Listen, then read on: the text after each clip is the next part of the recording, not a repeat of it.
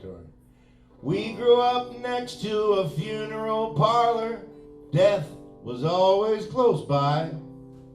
And when my brother Lon was a boy, he'd hang out over there all the time. So before he was grown, he'd seen more death than most people ever will see. But he was the only boy the Undertaker could get to help out. You know, that wasn't no paper route. It was a scary place to be. The Undertaker's apprentice grew up and he turned 20 and he went off to New York City to become a mortician. We all thought he was crazy to be what he wanted to be. But it was just a part of the profession that he'd grown up around. And yeah, somebody's got to do it, you see. And you got to be a little bit crazy and tough, and he was both, all agreed. Now when the Vietnam War came along, he got drafted. The only reason he didn't go over there to die was his chosen profession. When they found out he was a mortician, they said, "We got a special job for you in mind." Well, they offered him the job of bringing the dead home to their families and to say on behalf of the U.S. Army, we are so sorry.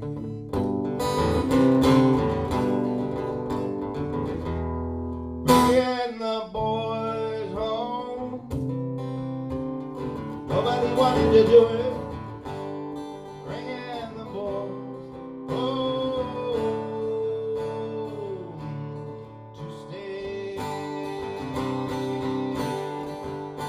Now the men that they chose for this escort duty had to either have been in combat or be specially qualified to face all of those families.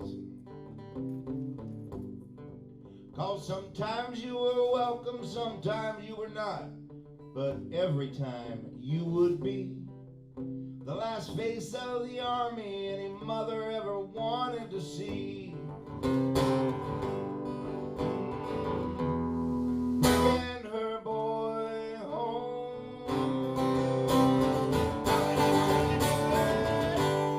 bringing the boy home to stay. Most every state of our country, to the rich and the poor, black and white, he would bring their young man home, just to him and the body, for one final ceremony. Once on an Indian reservation, they even had him walk the riderless horse for an Indian who died fighting for his country. He had to express our nation's remorse. They didn't know Ron had a little Cherokee blood.